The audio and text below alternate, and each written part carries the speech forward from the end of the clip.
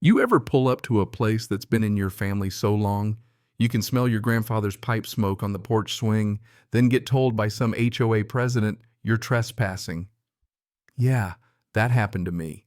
You ever think you're heading into a quiet weekend, just you and the mountains, and instead you walk smack into someone else's storm? Let me back up a sec and paint the scene. So there I am steering my old Ford up the Blue Ridge tires, kicking up dust and memories. 44 years old and feeling every one of them in my back after that drive from Charlotte. But this time wasn't like the others. I wasn't just visiting the cabin my father built, I was reclaiming it.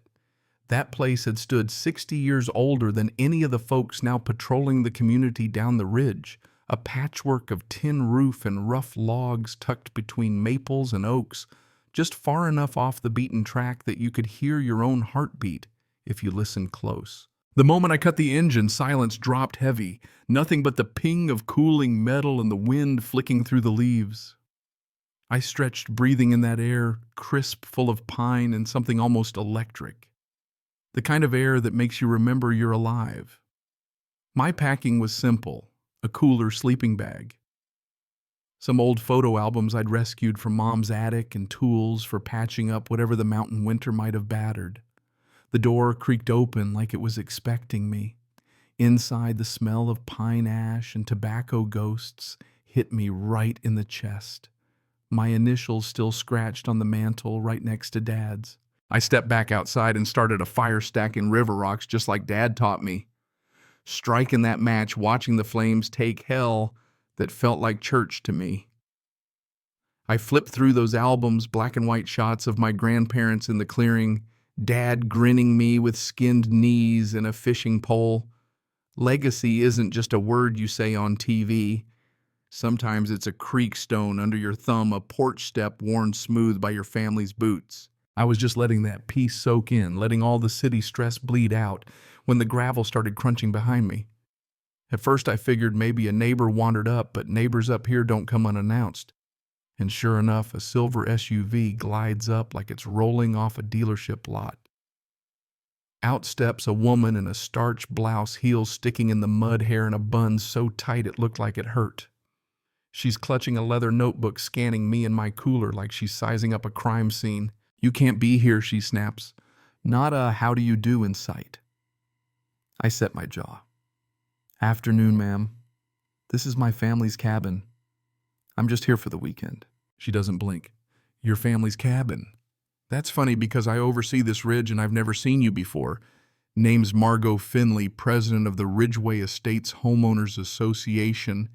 And if you could bottle the authority in her voice, you'd have enough for Congress. "Ma'am, with respect, this land's been in my family since the 50s. My father built this place before Ridgeway Estates was even a twinkle in a developer's eye." She steps closer, voice like ice. "I don't care what stories you've been told. I know every property owner for 3 miles and you're not one of them. Pack up and leave before I have to take further action." Patience thinning. I say, "I've got the deed tax records, photos of 3 generations right here. You don't have authority on this land." She's cataloging everything, the truck, the cabin, probably even the dirt under my boots. Rules are rules. This community doesn't allow unapproved structures, and that she jabs her finger at the cabin isn't compliant. This cabin isn't part of your community. You can't enforce HOA rules on land you don't own, I tell her flat out. Now she's lowering her voice sharp as a hatchet. "I don't know who you are or why you're here, but people like you don't own property up here. Leave before I make a call you'll regret." You ever have someone say "people like you" to your face? You feel it in your chest. I swallowed that heat and said, "You can call whoever you like. I'm not going anywhere. This is my land, my family's land, and I'm staying." She snapped her notebook shut so hard it sounded like a verdict. "Fine. If you won't leave, I'll handle it myself." She stalks back to her car phone, out mouth moving fast, glaring at me like she could will me off the mountain. She didn't drive off. Just sat there, engine idling, scribbling in that book, eyes darting from me to the cabin like I was about to torch the place. I tried to ignore her focus on the fire and old photos, but the tension was thick enough to taste. Finally, I walk over, voice steady. "You got something you want to ask me?" She pulls her sunglasses down, gives me the stink eye. I want to know who gave you permission to be here because from where I sit, you're squatting. That almost made me laugh. Lady, I told you. No one gave me permission, I own it. She shakes her head, earrings swinging. No, you don't. People like you don't own cabins here. I should tell the sheriff you're a danger to the community. That's when I stopped playing nice. Danger, I haven't even raised my voice. The only threat here is you rolling up trying to throw your weight around. Her jaw set, fingers digging into the steering wheel. Don't play clever with me. I've lived here long enough to know when something looks out of place and you look out of place. Say what you mean, Margot.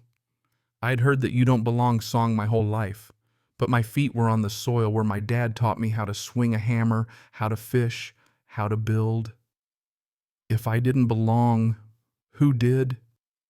When your HOA was still blueprints on a desk, my family was already living here. I said, voice sharp. My grandfather cut these trees. My father bled on this land. Every nail in that cabin's proof. She goes for the nuclear option. The sheriff is on his way. You'll wish you just left. Good, I say. Maybe he can explain the law to you since you don't seem to understand it. We stand there, a showdown in the clearing. Margot rolling up the window, calling for backup. I go to the porch, grab the deed and tax receipts photo album too, line them up on the table ready for inspection. She's snapping pictures of everything building her case. Surreal having to prove you belong on your own dirt. 15 minutes later, tires on gravel. 2 Sheriff's Department SUVs, lights spinning. Margot bolts out, flagging them down there. That's him. Trespassing, structures not approved, violates codes. He's intimidating me. Remove him, now. Deputies, one older, one young, don't even reach for their weapons. The older one turns to me. Sir, what's going on? I hold up the folder. This cabin's my family's built in the 50s. Here's the deed tax receipts photos. He flips through, eyebrows up, hands it to his partner. Margot's face goes red. You don't understand. I run this mountain. He's lying. The deputy shakes his head. Ma'am, this deed's legitimate parcel matches county records. She loses it. I am the proof. I know every face up here. That cabin isn't even registered. I don't even let him answer. Of course it's not. It predates Ridgeway. Your HOA rules don't stretch 2 miles up the road. You're just gonna let him squat here, she shrieks. Sergeant Lowell finally has enough. No one's squatting. We're siding with facts, not sides. Mr. Randall has every right to be here unless you can show otherwise. Margot points at me, trembling. He's tricking you. You don't know him. Look at that truck. Does that look like someone who belongs here? I just shrug. My truck gets me where I need to go. I belong here. The deputies stand their ground. Ma'am, unless you have paperwork, there's nothing more we can do. Margot's cornered lashes out. People like you come here and standards drop. I won't let that happen again. For a second, the forest goes dead quiet. I look her in the eye. We didn't buy our way in. We worked for it, built it, lived it. Her mouth twists. Land doesn't stay with people like you forever. It gets civilized. I'll see to it. I just shake my head. Civilized. My dad hammered every nail in that cabin. My grandfather hauled every stone for that fire pit. That's civilization, whether you like it or not. Finally, Sergeant Lowell says, Ma'am, you've made your complaint. We've checked it out. If you keep harassing him, you'll be the one in trouble. Margot's jaw drops. Me? I'm protecting my community. Kincaid, the younger deputy, cuts in. Protecting your community doesn't mean policing land you don't own. If you can't accept that the problem's not him, it's you. And that's when Margot cracks. Just for a second. She's scrambling, flipping through her notebook. This isn't over. She spits and slams into her SUV headlights, boring into me. Neighbors show up now, drawn by the drama.